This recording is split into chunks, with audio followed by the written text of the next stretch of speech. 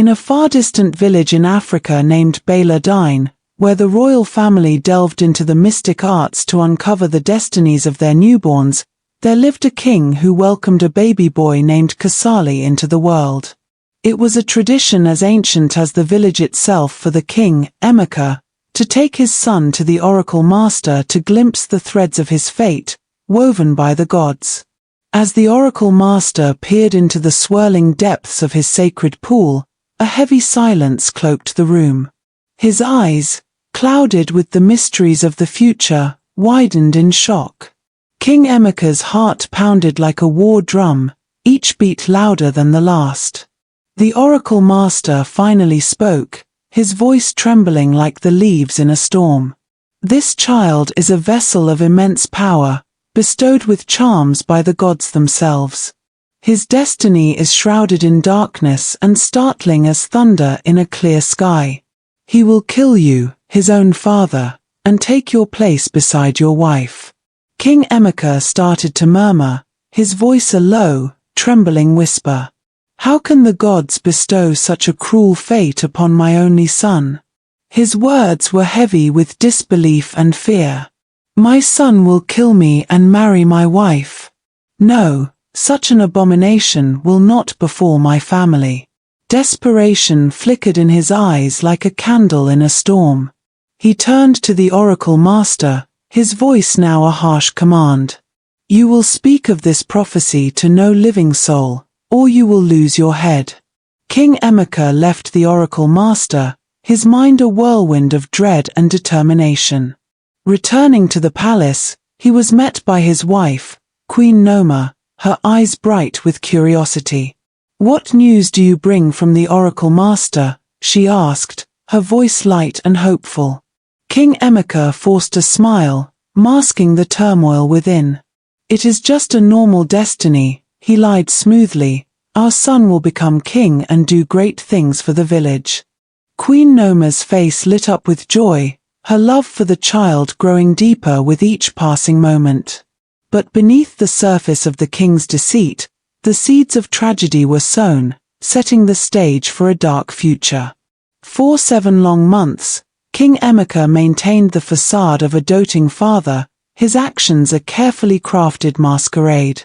He cradled baby Kasali in his arms, his every gesture dripping with feigned affection. He would whisk Kasali away from Queen Noma, playing with him for hours, his laughter echoing through the palace halls. To the untrained eye, it seemed like the king's love for his son knew no bounds. But beneath this tender act lay a heart heavy with a dark and sinister plan. Each day, as he held his son close, King Amaka's mind churned with thoughts of the prophecy. The ominous words of the oracle master echoed in his ears like a haunting refrain. He would often find himself lost in thought, his eyes clouded with worry and dread. The king's heart was a battlefield, torn between his paternal instincts and the fear of his foretold doom.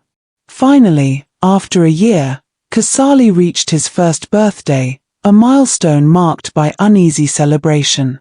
The king approached Queen Noma, his request to carry Kasali and play with him as usual seeming innocent enough. Without hesitation, the queen handed over their son, her heart trusting and unknowing of the storm brewing beneath her husband's calm facade. King Amaka, with Kasali cradled in his arms, immediately summoned his loyal servant, Dima. Together, they ventured into the nearby Gij forest, a place of ancient mystery and tranquility reserved solely for the royal family. The forest of Gij, nestled by a vast, unexplored sea, held secrets that no villager dared to uncover. It was a haven of peace, where mystical beings and benign spirits resided, ensuring the serenity of the environment for the royals. On that fateful day, the weather was a perfect guise for the king's dark intentions. The sky was devoid of the harsh sun, casting a cool and gentle shade over the land. The air was crisp and refreshing, a deceptive calm before the impending storm. As they walked, the king's mind was a cauldron of sinister plans, hidden behind a mask of fatherly affection. As the king, young Charie, and Dima strolled through the Gij forest, King Amaka's mind churned with sinister thoughts, searching for an excuse to be alone with his son. The presence of Dima was merely a guise, for the king's true intent was far darker than a mere walk. He knew that venturing out alone would arouse suspicion among the chief and the royal members. Suddenly, the sky betrayed them, and the sun burst forth with an almost unnatural intensity, casting harsh, blinding rays upon them. The cool, serene weather turned into an unbearable heat wave, as if the heavens themselves were privy to the king's wicked plan. With an evil smile curling his lips, King Amaka saw his opportunity. "Go to the palace and bring the royal umbrella," he commanded, his voice laced with false concern. "The sun is too harsh for me and my child." Dima, ever loyal, hesitated. "Your Majesty, it is not wise to remain here alone." "Perhaps I should." Before he could finish, the king's voice rose in fury. "Go to the palace and do as I command." Obediently, Dima hurried away, leaving the king and Charie alone.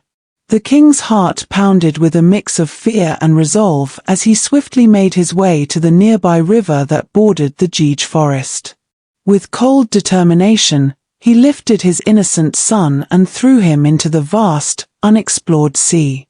As the baby sank beneath the waves, the king's voice echoed with finality, "Over my dead body will this prophecy come to pass." Disguising his true actions, King Amaka fled from the sea, his heart racing like a trapped animal's.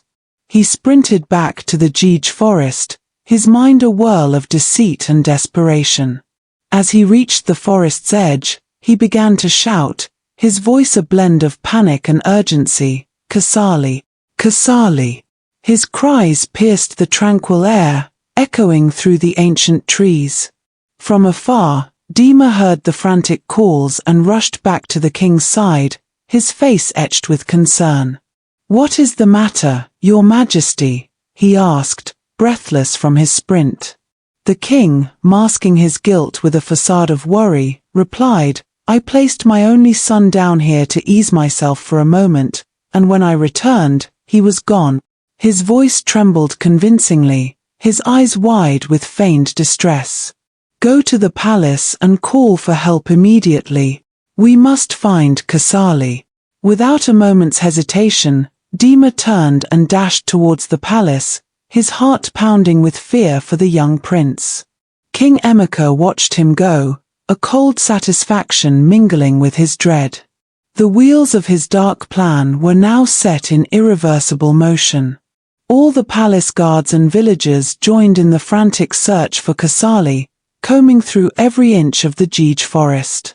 Their shouts and calls filled the air, but the forest remained silent, offering no clue to the boy's whereabouts.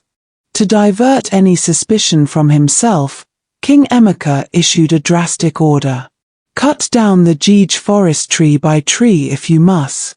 We must find my son." His voice was resolute, but a hint of desperation underlined his command. The chief, a wise and cautious man, stepped forward, his face creased with concern. "Your Majesty, what of the mysterious beings and benign spirits that dwell in this forest? They will be rendered homeless and might bring their wrath upon our village." The king's eyes hardened, his patience worn thin. "I do not care. Do as I say." His words were final, brooking no argument. Reluctantly, the villagers and guards set to work, their axes biting into the ancient trees. The forest that once stood as a sanctuary of peace and mystery was reduced to a desolate wasteland. The benign spirits and mysterious beings, now homeless and displaced, fled the village, their silent departure a harbinger of ominous times ahead. After a month of relentless searching, hope began to wane. The villagers and palace guards, weary and disheartened, started to believe that Charie had been taken by a malevolent spirit or a monstrous creature lurking in the depths of the forest. Whispers of the boy's tragic fate spread through the village like wildfire, sowing seeds of sorrow and resignation. In their desperation, they turned to the oracle master, seeking the truth that only he could reveal. However, the oracle master was entangled in the king's web of deceit.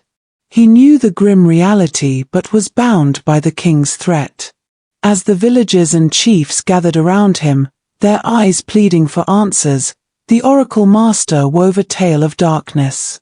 The child, he began, his voice heavy with feigned sorrow, was taken by a dark spirit that haunts the forest. Such spirits are beyond our power to retrieve. We must accept this loss and move forward. The villagers murmured in despair, their last flicker of hope extinguished by the oracle master's words. King Amaka stood among them, his face a mask of shared grief, though inside he was a tumult of conflicted emotions. The lie, now set in stone, weighed heavily on his conscience, but he dared not reveal the terrible truth. However, Kasali, a child imbued with the powerful charms of the gods, did not succumb to the depths of the sea so easily. The prophecy, an unyielding thread of fate, would not be severed. As he sank beneath the waves, the divine protection bestowed upon him sparked into action, keeping him safe until a kind soul could rescue him.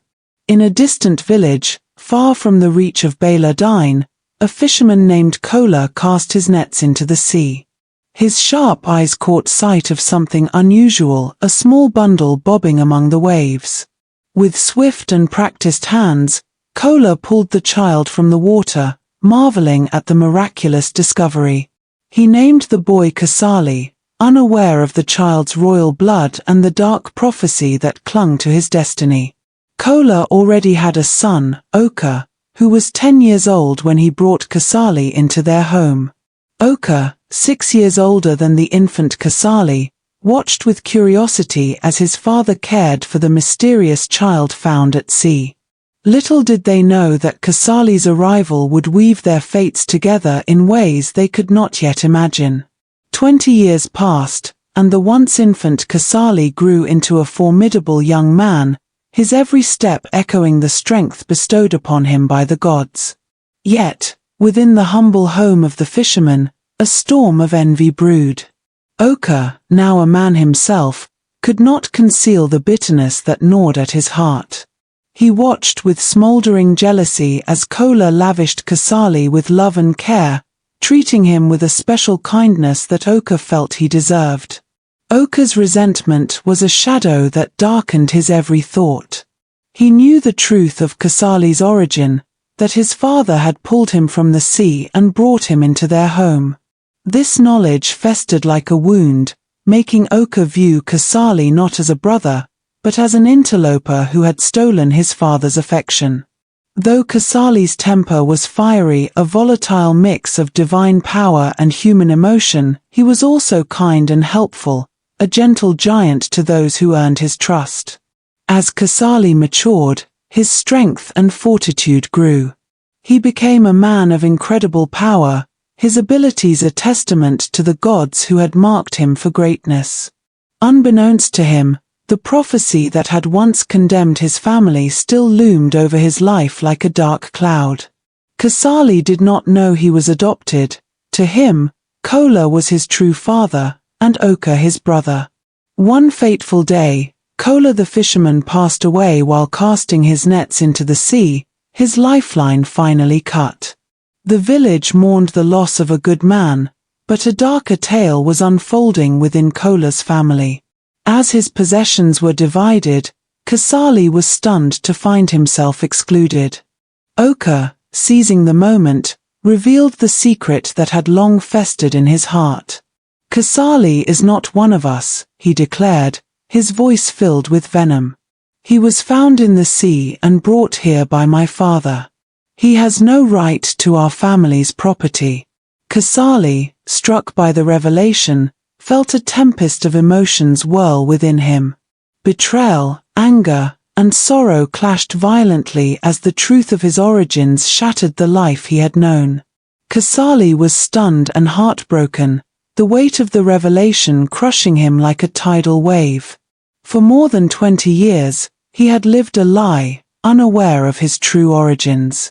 The betrayal gnawed at him, each moment a bitter reminder of the trust that had been shattered. Consumed by anger and confusion, he sought out the oracle master in their village, desperate for answers. The oracle master, peering into the swirling depths of his mystical pool, revealed the dark prophecy that had haunted Kasali's life. "You are destined to kill your father and marry your mother," he intoned solemnly.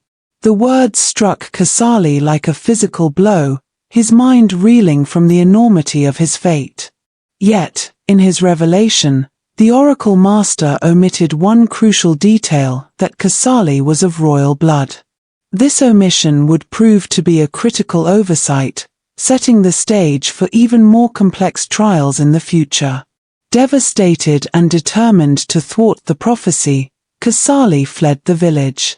He ventured deep into a distant forest, seeking solace in isolation. There, he built a humble hut, carving out a life of self-reliance. Using his God-given strength, he cultivated vast farmlands, transforming the wilderness into a bountiful oasis. The forest, unclaimed by any, became his sanctuary, and his farm grew to a size that could sustain an entire village for years. For 15 years, Kasali lived in peaceful seclusion, his days filled with the rhythm of planting and harvesting. The lands he tended flourished under his care, a testament to his resilience and power. To pass the time and keep his mind sharp, Kasali took up hunting as a hobby, stalking the forest's game with the skill and precision of a born predator. Back in the village of elle, a dark shadow had fallen over the land. The mysterious beings and benign spirits that once resided in the Jej forest had cast a curse upon the village as retribution for the destruction wrought upon their home more than 20 years ago. This curse manifested as a relentless famine, with crops withering in the fields and seeds refusing to sprout. The once fertile land had turned barren, and the villagers were haunted by the spectre of starvation. The villagers, their faces etched with worry and hunger, had tried every conceivable solution to lift the curse.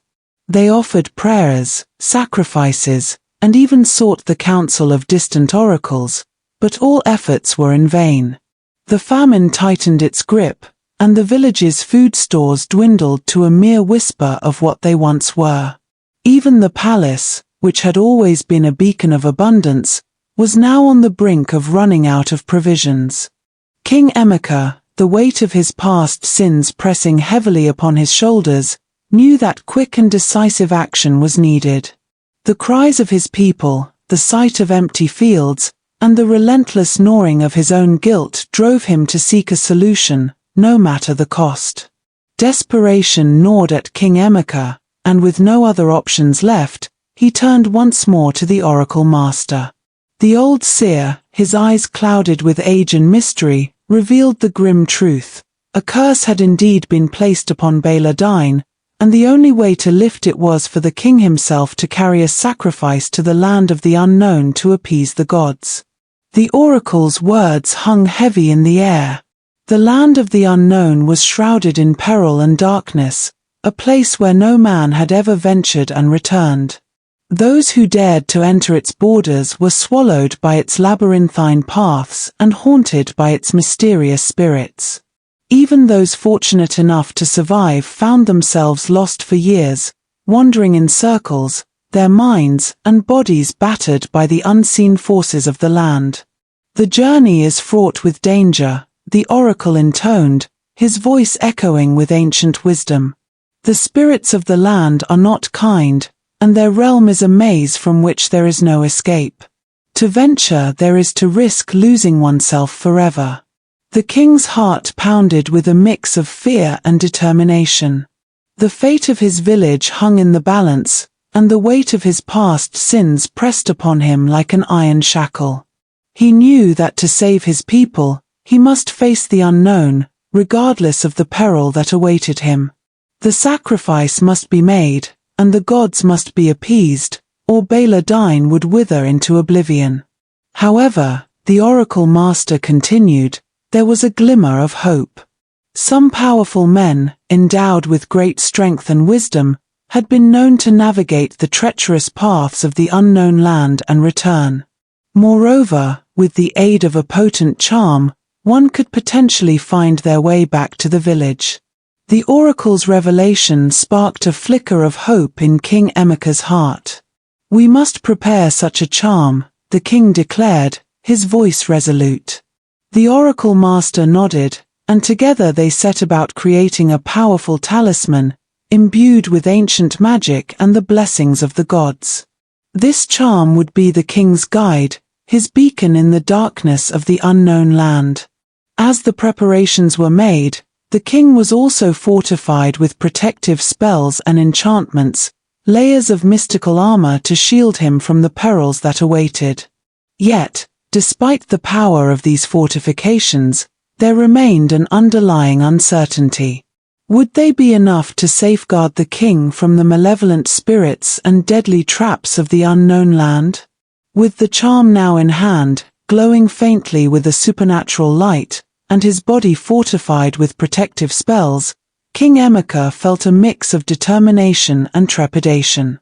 The journey ahead was fraught with danger, and even with the charm, the path to survival was uncertain.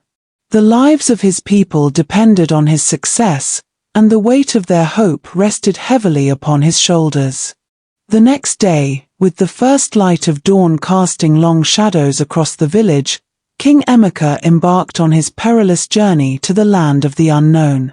With a calabash balanced carefully on his head and a layer of red powder atop it, he set out, each step heavy with the weight of his people's hopes. The red powder, infused with ancient magic, was the charm that would guide him back to breny once he had presented the sacrifice to the gods. As he walked, the villagers watched with a mixture of fear and reverence. They whispered prayers and offered silent blessings, their eyes filled with the desperate hope that their king would succeed. The path ahead was shrouded in mist and mystery, the unknown land a foreboding presence on the horizon. King Amaka's heart pounded with a mix of determination and dread. The calabash felt heavier with each step, its contents a reminder of the grave task ahead. The red powder, glowing faintly in the dim light, seemed to pulse with a life of its own, a beacon that would either lead him home or be lost to the darkness. With a deep breath, the king steeled himself, his mind focused on the journey. The air around him grew colder, the landscape more alien and unwelcoming. Each step echoed with the whispers of ancient spirits, the very air thick with the weight of untold stories and forgotten souls. The land of the unknown awaited, its mysteries and dangers ready to test the king's resolve and the strength of the charm he carried. After a day of arduous walking, King Amaka had yet to reach the land of the unknown. The landscape grew increasingly strange and foreboding, with twisted trees and eerie silence replacing the familiar sights and sounds of his village. As night fell, a chill ran down his spine, a shiver that seemed to pierce through to his very soul. "Guess I am now in the land of the unknown," he muttered, his breath visible in the suddenly frigid air. He continued his journey cautiously, the darkness pressing in around him like a suffocating shroud. The ground beneath his feet was treacherous, and every step was fraught with hidden dangers. Suddenly, his foot slipped on a loose rock, and before he could catch himself, he tumbled over the edge of a hidden cliff. The world spun in a dizzying blur as he plummeted, the calabash and its precious red powder slipping from his grasp and falling into the abyss. The king's descent was brutally halted as he struck his head against a jagged stone. Pain exploded in his skull, and everything went black. He lay unconscious at the base of the cliff, the once glowing charm now lost in the darkness of the unknown land. The calabash lay shattered, the red powder scattered and useless. Hours passed, and the night grew colder, the land of the unknown showing no mercy to the fallen king. His body lay still, vulnerable to the malevolent spirits that roamed this forsaken place. The task of saving his village seemed more impossible than ever, as King Amaka's unconscious form lay at the mercy of an unforgiving land. The next morning, King Amaka awoke with a splitting headache, the early light of dawn casting long shadows across the desolate landscape. Pain and confusion clouded his mind, but soon the reality of his situation came crashing back. He was devastated, the weight of his failure pressing down on him like an iron yoke. Anger bubbled up inside him, a fiery rage at his own clumsiness and the cruel fate that had befallen him. Desperately, he searched the ground around him, his eyes scanning every crevice and shadow for the powerful charm. He turned over rocks, sifted through dirt, and peered into the darkness, but the charm was nowhere to be found. The calabash lay in shattered pieces, the red powder scattered and rendered useless. Without the charm, his way back home was lost. The enormity of his predicament struck him like a physical blow. He was stranded in the land of the unknown, a place that had swallowed many before him. The lives of his people hung in the balance, their salvation dependent on his ability to complete the sacrifice. Desperation clawed at his heart. If he could not find the charm and return to elle, his village would succumb to the famine. The thought of his people starving, their hopes extinguished, was unbearable. He had to find a way to complete the sacrifice and lift the curse, or else watch his beloved village wither and die. Determined, King Amaka pushed himself to his feet, his resolve hardening. He would not let his people down. Even without the charm, he would find a way to navigate this treacherous land, to appease the gods and return home. His journey was far from over, and the stakes had never been higher. As a king fortified with ancient magic and wisdom, King Amaka summoned his remaining strength and began to chant incantations, calling upon the powers that had been bestowed upon him. His words, filled with desperation and determination, resonated through the air, weaving a spell of escape. Suddenly, a blinding light enveloped him, and he felt himself being pulled from the grasp of the land of the unknown. When the light faded, King Amaka found himself walking through a dense forest, his surroundings unfamiliar yet welcoming compared to the horrors he had faced.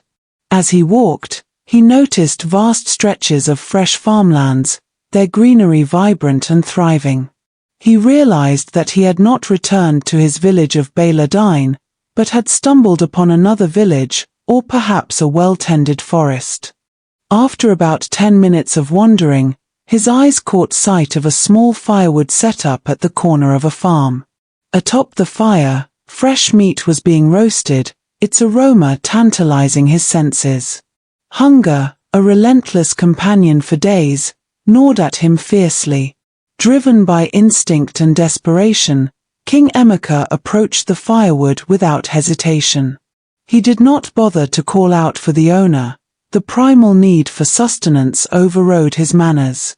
With trembling hands, he reached for the roasted meat and began to eat voraciously, savoring each bite as if it were the finest feast.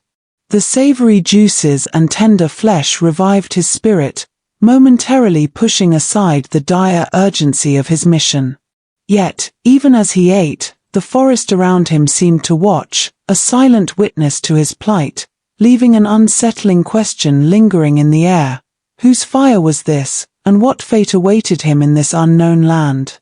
Suddenly, the sound of approaching footsteps pierced the king's moment of ravenous indulgence. He froze, the piece of meat halfway to his mouth, his senses now alert. The forest seemed to hold its breath, the crackling of the firewood the only sound breaking the eerie silence. As King Amaka was about to turn and see who was coming, it was Kasali. Without a word, Kasali raised his gun and fired. The shot rang out, its sharp report echoing through the trees. The bullet whizzed through the air, heading straight for King Amaka. And that wraps up part 1. Do you think Kasali shot King Amaka, his father, at that very moment? Could it be that the prophecy is being fulfilled right there in the heart of the forest? Or is there another twist in their fate? Kindly drop your thoughts in the comments below. Don't forget to like, share, and subscribe. Turn on the notification bell icon to get notified for part 2 of The Mother Who Got Pregnant for Her Son Who Murdered His Father. See you soon.